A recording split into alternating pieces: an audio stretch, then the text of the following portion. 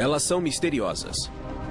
Alguns as consideram estranhas, outros as reverenciam, poucos as compreendem.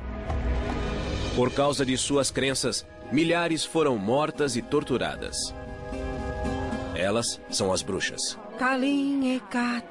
Muitas vezes eram queimadas em grupos. Desde a antiguidade, as bruxas são vistas como seres do mal. Vou pegar você, querida. Hollywood usou a imagem das bruxas como um modo de contar histórias fantásticas. Mas as bruxas de hoje dizem que essas histórias não são verdadeiras. Pensam que sacrificamos gatos no quintal e que rezamos para o diabo. Os rituais misteriosos provocaram debates políticos. Bruxaria não é uma religião. Mas as bruxas dizem que sua religião está florescendo. A bruxaria é um ótimo estilo de vida. É um caminho espiritual maravilhoso. Elas podem ser encontradas em culturas por todo o mundo. São médicas, professoras e soldados. Mas a bruxa moderna raramente é aceita. Um homem passou na frente da casa, saiu de seu carro e ficou gritando que vamos morrer e iremos para o inferno. Silver Ravenwolf, de Harrisburg, Pensilvânia, é dona de casa, escritora e líder do clã da Floresta Negra, um coven, ou grupo de bruxas. O coven de Silver tem 800 membros em todo o país. Silver diz que a bruxaria está em sua família há séculos. Eu me orgulho muito da bruxaria. Ela deve ser respeitada, pois era praticada por meus antepassados. Água, terra, espírito eu sou. A bruxaria atual é um caminho espiritual com rituais ligados aos ciclos da vida e das estações. A magia é feita para trazer bem-estar. Essa prática tem profundas raízes históricas. E apesar da imagem negativa, mulheres e homens como Christoph Penczak orgulham-se de ser bruxos. Sou um bruxo, pratico bruxaria e uso essas palavras. A palavra bruxa está ligada à palavra Wicca. A maioria dos bruxos entende a palavra Wicca como moldar, formar ou mudar. Wicca também é o nome da religião moderna que se baseia nas tradições da bruxaria. Mas nem todas as bruxas praticam a Wicca. Essa é uma ideia equivocada. O maior equívoco é que adoramos Satã, o mal. Nem sabemos quem ele é e não temos uma divindade do mal. O caminho da bruxaria data de mais de 2000 anos. O caminho da bruxaria. Na época céltica, na Europa, as bruxas celebravam a terra e rezavam para as forças da natureza. Elas eram curadoras hábeis que usavam ervas e poções. Elas tinham um toque de cura, no sentido em que hoje entendemos essa expressão. Essas curadoras hábeis eram temidas e reverenciadas. Existe um paradoxo interessante em relação à cura. O poder de curar é também o poder de prejudicar as pessoas. No início do cristianismo e na Idade Média, a bruxaria continuou popular. E na Europa, as bruxas conviviam em paz com os cristãos. Se seu filho estivesse doente e alguém dissesse que o curaria espiritualmente, você não faria muitas perguntas. A igreja não perseguia ativamente as pessoas que faziam isso, mas recomendava aos cristãos que se mantivessem afastados da bruxaria. Então, o efeito sobre as bruxas eram mínimos.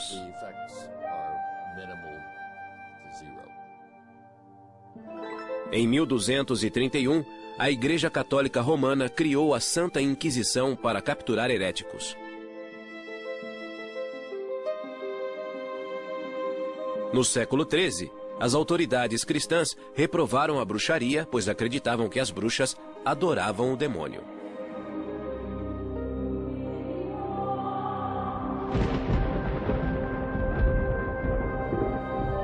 Em 1320, o Papa João XXII expandiu a Inquisição, que passou a perseguir as bruxas. É um grande salto passar da crença que os heréticos ligavam-se ao demônio para a afirmação de que a magia sobrenatural estava associada ao diabo e era tão perigosa quanto a heresia. Durante o século XIV, os caçadores de bruxas perseguiam as adoradoras do diabo. Milhares de pessoas, na maioria mulheres, foram enforcadas ou queimadas. Em 1486, 2 monges dominicanos publicaram o Malleus Maleficarum, o Martelo das Bruxas. O Malleus Maleficarum é o primeiro livro sobre bruxaria que visa especificamente as mulheres. Uma dessas mulheres chamava-se Walpurga Hausmann, que morava em Dillingen, na Alemanha, em 1587. Walpurga era parteira há 19 anos. Mas quando houve uma série de mortes de bebês, suspeitou-se que fosse bruxa. O que provocava suspeitas contra uma parteira era um parto aparentemente normal que não acabava bem e o bebê morria sem um motivo claro. Se o bebê nascia deformado e morria, havia uma explicação racional. Walpurga foi presa e, sob tortura, ela confessou ter matado 43 bebês e sugado seu sangue, como uma vampira. A tortura só parou quando ela confessou aquilo de que era acusada. Walpurga foi condenada à morte e foi queimada viva. Em 1604, na Inglaterra, a lei da bruxaria tornou a prática um crime capital. Ironicamente, na mesma época, as bruxas apareciam no palco do Teatro Globe, em Londres. Duro e pesado, fardo e infortúnios, arde o fogo e o caldeirão borbulha. Na famosa tragédia Macbeth, Shakespeare incluiu 3 bruxas que profetizavam. E isso tornou possível contar uma história interessante em que acontecem coisas incríveis e dar uma explicação plausível para esses acontecimentos. Em 1611, a Bíblia, na versão do rei Tiago, no Êxodos, capítulo 22, versículo 18, afirmou: "A feiticeira não deixarás viver." Essa versão chegou aos Estados Unidos no final do século XVII, quando os puritanos cruzaram o Atlântico. A cidade de Salem foi tomada pela histeria contra as bruxas.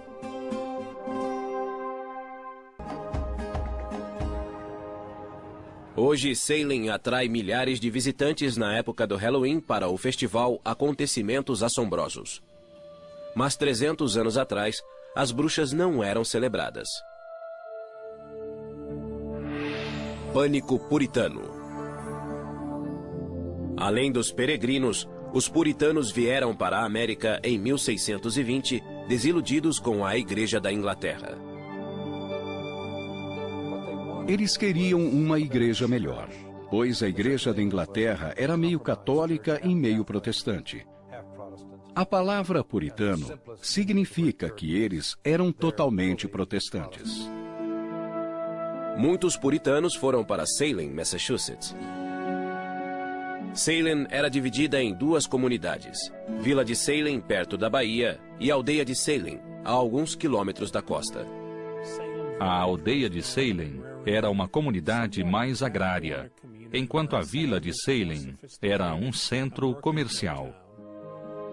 A paróquia da aldeia de Salem era guiada pelo reverendo Samuel Parris.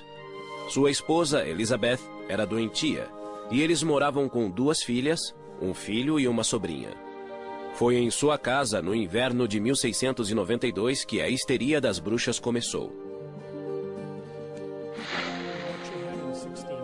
Em 1692, aconteceu uma confluência de diversas perturbações sociais, econômicas e religiosas. Nessa época, a aldeia de Salem era uma comunidade arrasada, pronta para que algo ruim acontecesse. O reverendo Parris deixava a filha Betty, de 9 anos, e a sobrinha Abigail, de 11 anos, com Tituba, sua escrava. Ela era uma índia arawak caribenha negra, trazida de Barbados pelo reverendo Parris. Certo dia, Tituba contou histórias fantasiosas de sua vida em Barbados, incluindo magia e voodoo. O segredo logo se espalhou para outras meninas na aldeia que se juntaram ao trio mágico. As meninas liam a sorte colocando clara de ovos em água, identificando uma forma e prevendo com quem se casariam. Isso era contrário à crença puritana. Um pouco depois, Betty e Abigail começaram a agir de modo estranho e a entrar em transe. O médico da aldeia não encontrou motivo físico e afirmou que era espiritual, um trabalho de bruxaria. Esse diagnóstico combinava com a crença puritana de que os espíritos vivem em uma realidade invisível. Logo, outras meninas na aldeia apresentaram os sintomas. Em vez de separá-las, eles as colocaram juntas, o que foi uma ideia ruim. É como uma reação em cadeia. Assim que uma tinha Para o reverendo sintoma, Parris, o demônio as outras chegara a Salem. imitavam. Ele pressionou Abigail e Betty, e elas acusaram Tituba. Em 29 de fevereiro de 1692, os juízes da vila de Salem acusaram Tituba de bruxaria. A princípio, ela negou, mas depois fez algo que trouxe terror à aldeia. Ela confessou. E isso mudou completamente a situação. Por que ela fez isso? Talvez o reverendo Parris tenha decidido espancá-la. Talvez ela tenha percebido que esse era o único modo de evitar a forca. Todos tinham pecados secretos. E isso cria uma enorme pressão para falar e confessar. Uma parte importante da confissão era acusar outros. Tituba acusou 2 mulheres da aldeia, Sarah Osborne e Sarah Good. A ideia de mais bruxas na aldeia criou histeria em massa e mais acusações. Alguns homens foram acusados, mas a maioria era de mulheres. Na visão patriarcal, as mulheres eram criaturas irracionais que tendiam a se ligar ao demônio. Bridget Bishop, abra a porta! Muitas temiam a batida à porta. As acusadas eram tiradas de casa e levadas ao centro da aldeia para serem julgadas. Os juízes perguntavam: você assinou um pacto com o diabo? Isso significava rejeitar o cristianismo? Foi ao bosque para ser batizada? Os juízes deviam encontrar provas que identificassem uma bruxa. Usavam parteiras para examinar o corpo da mulher em busca da marca do demônio. A mulher era despida, e isso era humilhante para uma puritana. O interessante é que, às vezes, as parteiras encontravam as marcas. Outro teste usava água. Pensava-se que, por ser pura, a água rejeitaria uma bruxa. Se flutuasse, ela era culpada. Se afundasse, seria inocente. Até o verão de 1692, cerca de 200 pessoas, entre homens e mulheres, haviam sido acusados de bruxaria. Em 2 de junho, a primeira mulher foi levada a julgamento. Uma dona de taverna chamada Bridget Bishop. Sou tão inocente quanto um bebê. Muitas provas contra ela foram apresentadas no julgamento, mas hoje seriam risíveis. Houve depoimentos de homens que diziam que ela aparecia para eles à noite em sonhos. Os depoimentos com base em sonhos ou visões eram chamados de provas espectrais. Acreditava-se que o demônio podia assumir a forma de uma pessoa. E essa pessoa viria como uma visão ou alucinação e poderia lhe fazer mal. A teoria era que o demônio podia entrar no corpo de alguém. Bridget Bishop foi considerada culpada.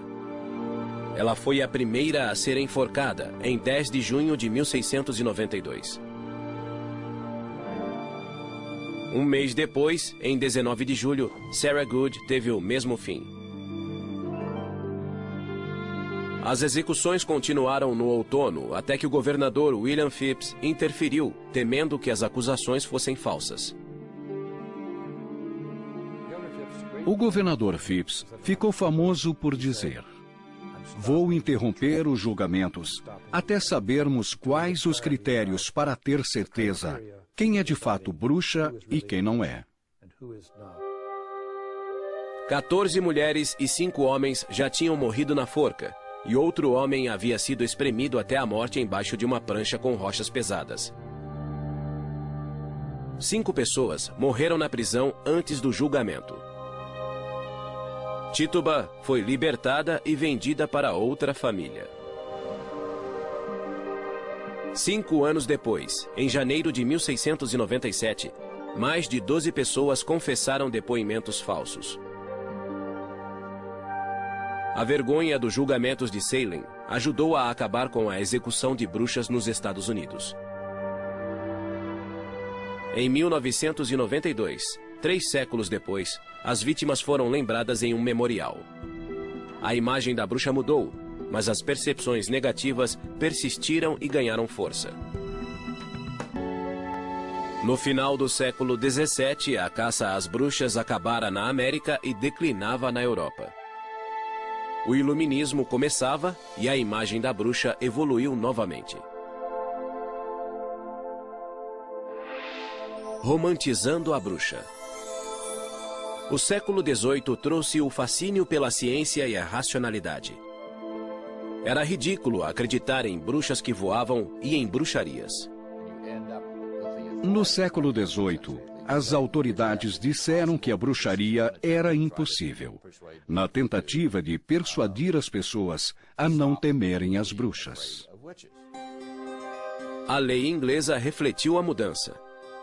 A Lei da Bruxaria, de 1736, anulou a lei anterior e afirmou que quem dissesse lançar feitiços seria multado ou preso como falsário. Na Alemanha, a última execução foi em 1775 e na Suíça, em 1782. Historiadores estimam que, até o final do século XVIII, 50 mil pessoas morreram como bruxas e 80% eram mulheres. Durante o século XIX, as classes cultas consideravam a bruxa como uma zombaria. Em vez de alguém que voava e fervia bebês em reuniões noturnas, a bruxa passara a ser uma criatura ridícula, com um chapéu velho e pontudo. A literatura infantil ajudou a transformar a bruxa em uma mulher tola e doente. Mas mesmo assim, as bruxas continuaram a assustar, especialmente no Halloween. O Halloween veio do antigo festival cético Samhain, que celebrava a colheita e honrava os mortos. O folclore transformou essa celebração em um festival assustador, no qual as bruxas ficavam à solta. A bruxa má, com o rosto verde, continuou a ser popular e voou até o século XX. Hollywood usou essa imagem para retratar a bruxa do oeste em O Mágico de Oz. O rosto verde, a roupa preta e o riso ameaçador combinaram-se para criar a imagem do mal. Vou pegar você, querida, e seu cãozinho também. Margaret Hamilton é o arquétipo da bruxa e sempre será. Todas as bruxas que vieram depois de Margaret Hamilton basearam-se nessa imagem, com o chapéu pontudo, o nariz comprido e a voz que todos conhecem, mas que não consigo imitar. Tudo isso é negativo. Nos dá uma imagem ruim e deprecia nosso valor. Bruxas modernas como Laurie Cabot sentem-se ofendidas com esses estereótipos populares. Laurie mora em Salem, Massachusetts, e veste as roupas tradicionais negras em público. É assim que ela honra as deidades respeitadas pelas bruxas, masculino e feminino, o deus e a deusa. Fiz um voto à deusa de usar as roupas negras e o pentagrama para sempre, em sua honra. Para Laurie, Ser uma bruxa é uma jornada espiritual guiada por uma antiga tradição. A bruxaria é um bom modo de vida e um caminho espiritual, um caminho científico, que é igual ou superior a todas as outras religiões. Laurie Cabot é conhecida como a bruxa oficial de Salem, Massachusetts.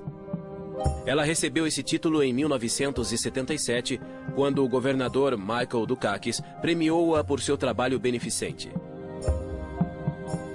Quando se candidatou a presidente em 1988, Dukakis foi criticado por seu gesto.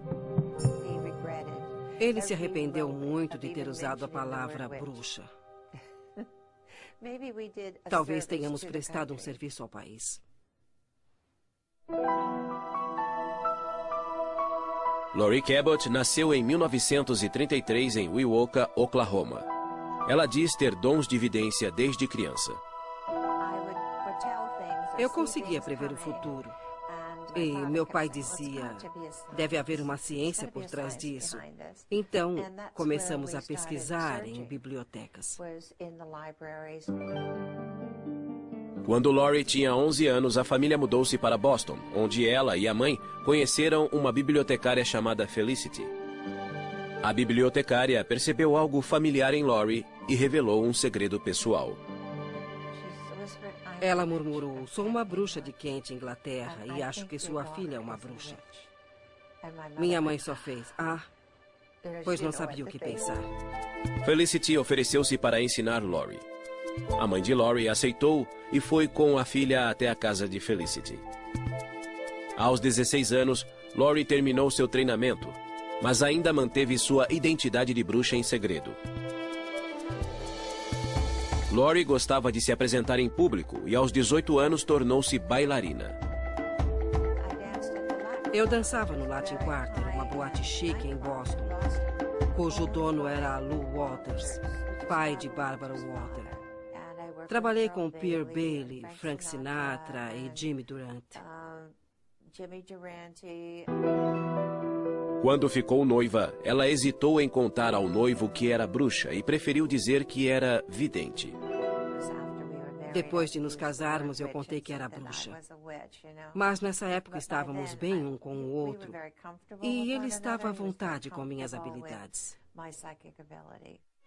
Em 1965, Laurie tinha 2 filhas, Jodie e Penny.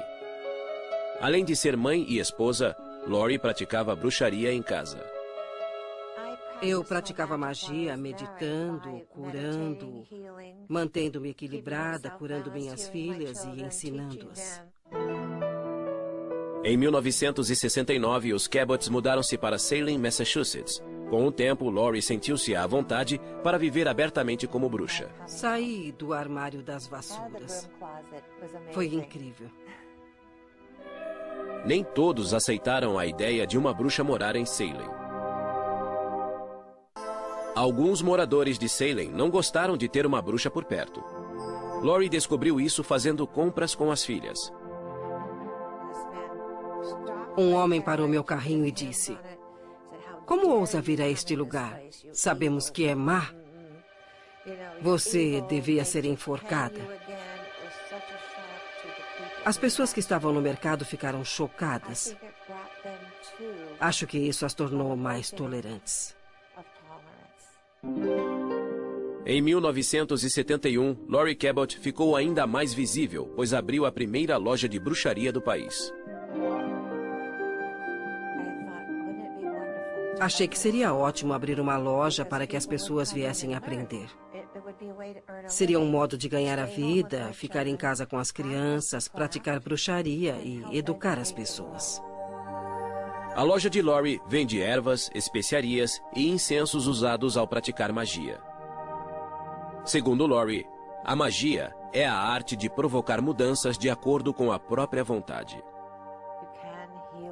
Você pode se curar usando magia, que é a ciência de usar sua mente, ervas, cristais e poções.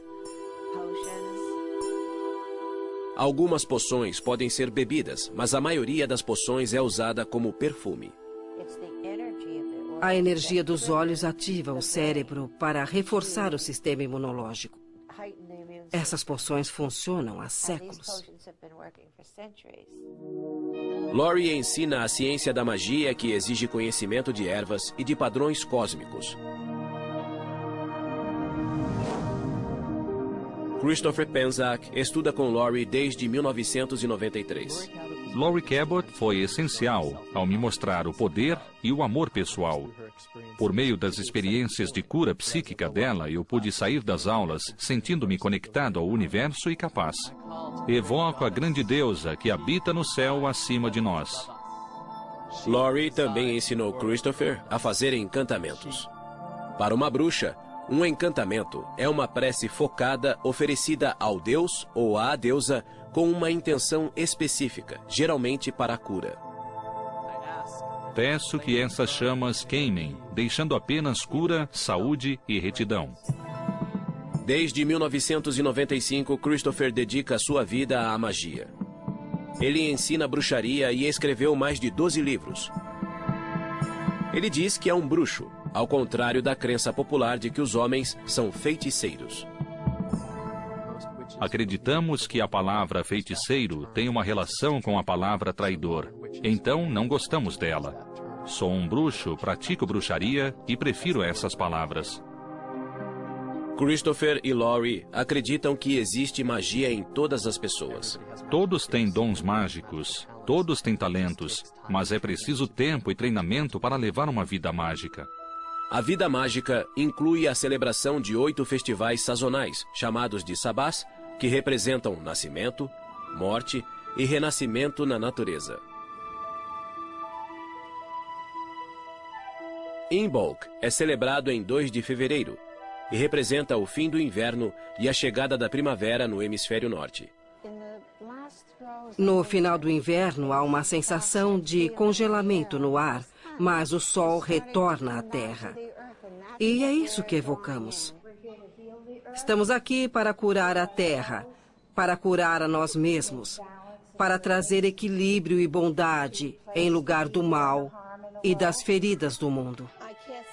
Faço este círculo para criar um espaço sagrado para nós nesta noite. Que assim seja. O círculo se fechou. Que assim seja. Estamos celebrando o Imbolc, que é ligado à deusa Bridge. Ela dará à luz o sol, que trará a primavera e um recomeço.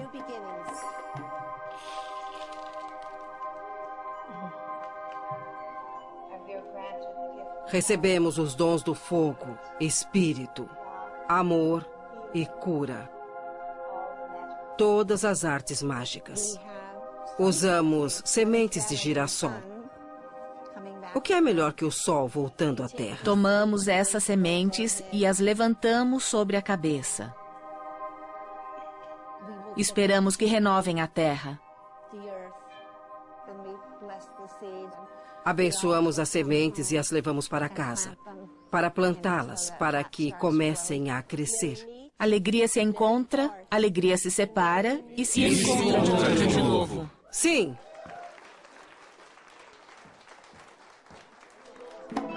Ao celebrar Imbolc e a primavera, Laurie e os bruxos têm a sensação de renascimento e equilíbrio. Receberam a energia dos 4 elementos e do espírito e vão levá-la para a vida diária em tudo que pensam e fazem. Mas nem todas as bruxas são tão abertas em público. Algumas ocultam sua identidade por causa de ameaças.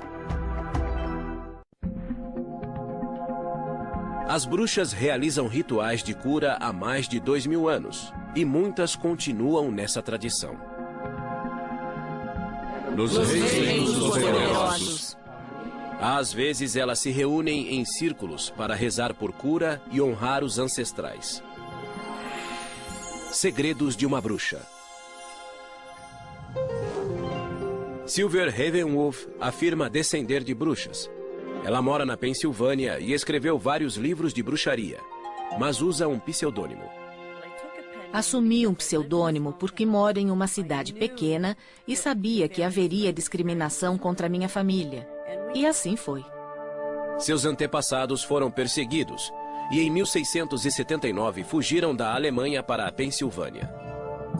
E com eles, trouxeram a tradição mágica da cura pela fé. Sem uma bênção. Silver diz que os cantos datam dos anos 1300. Sem uma bênção. Sem uma bênção. Sem uma bênção.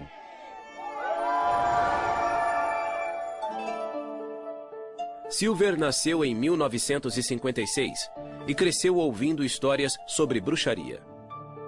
Mas a mãe de Silver era protestante e criou a filha em sua religião. Silver nunca se considerou cristã devota, mas acredita no poder da magia. Quando criança, ela fazia encantamentos com seu brinquedo favorito. Eu tinha um fantoche que usava para fazer pedidos que sempre aconteciam. Isso me assustou e parei de usá-lo. Silver foi influenciada pela famosa série de TV dos anos 60, A Feiticeira. Eu queria ser Samantha e mexer o nariz para limpar a casa. Elizabeth Montgomery era linda e não se parecia em nada com a imagem popular de uma bruxa com que estamos acostumados. Era uma história de alguém que tentava viver em um mundo onde era completamente diferente dos outros. Era assim que Silver se sentia.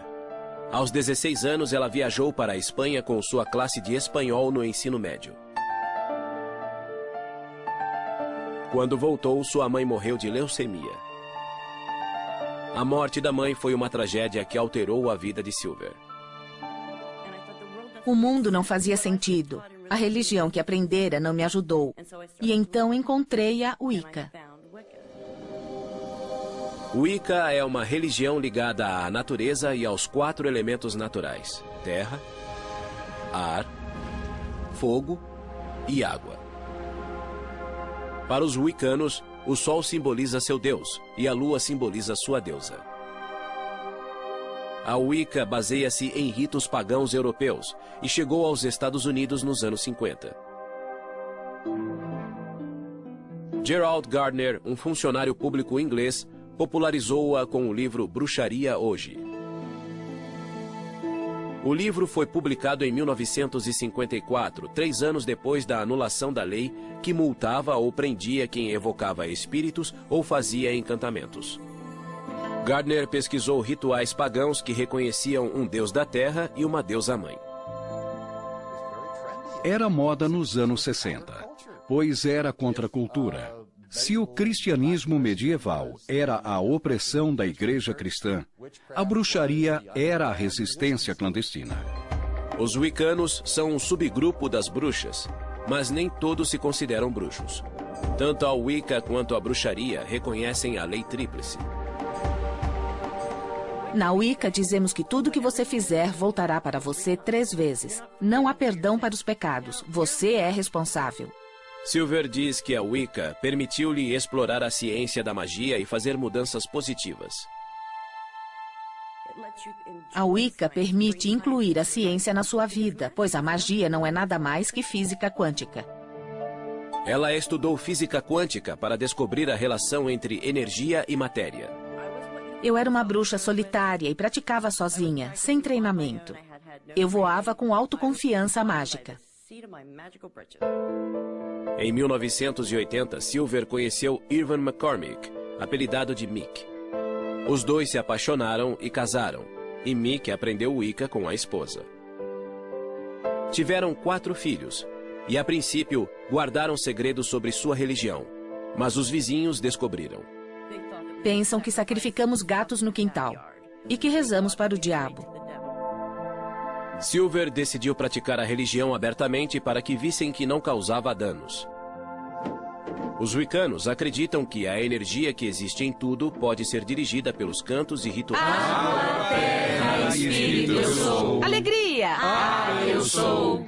Fogo, eu sou. Silver dedicou-se totalmente à bruxaria para escrever um livro para iniciantes. Em 1993, Voando em uma Vassoura de Prata foi publicado e teve sucesso. Silver é a líder do clã da Floresta Negra, um coven, ou grupo de bruxas da mesma tradição. Trabalhamos juntos. Há mais poder em um grupo quando se faz magia para uma pessoa. Guardiãos do Norte, elemento terra. Pedimos que as energias da Terra venham, nos ajudem e nos guiem no que estamos fazendo no ritual. Silver usa a magia de seus ancestrais para murmurar preces de cura. Funciona se murmurar cantos silenciosos que ninguém ouve. Você sabe o que diz, mas nem a pessoa com quem trabalha ouvirá. Rezo por minha mãe. Peço que os espíritos aliviem a dor e o sofrimento que ela suporta há bastante tempo. Não adoramos o demônio.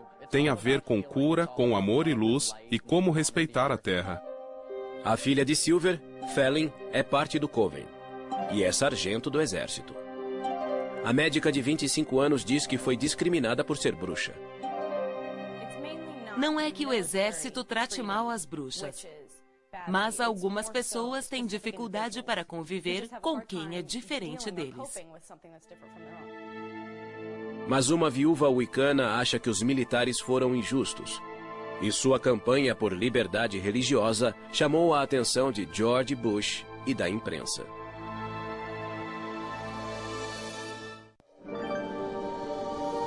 O modo como as bruxas são percebidas e tratadas evoluiu muito. Já foram reverenciadas e perseguidas. E aos poucos estão sendo aceitas pela sociedade. Mas ainda existe discriminação, como a wicana Roberta Stewart descobriu. Em 1978, a Wicca foi reconhecida como uma religião legítima nas Forças Armadas. Mas em 1999, George Bush disse que não acreditava em bruxaria. Em uma entrevista à televisão, ele disse que se opunha a uma decisão militar de permitir rituais da Wicca em Fort Wood, no Texas.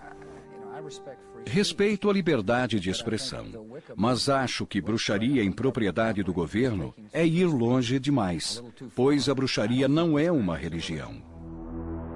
Ele enfureceu os wiccanos como Roberta Stewart, cujo marido Patrick era wicano e militar. Fiquei chocada como profissional e esposa.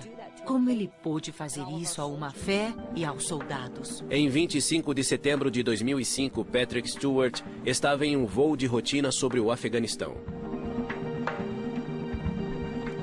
Na volta para a base, o helicóptero foi atingido por um míssil. E os 5 tripulantes morreram. Depois da morte do marido, Roberta foi informada que o departamento de veteranos não permitiria que o pentagrama, um símbolo da Wicca, fosse gravado na lápide.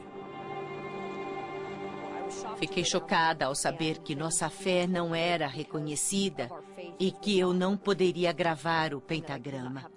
Simplesmente comecei a chorar.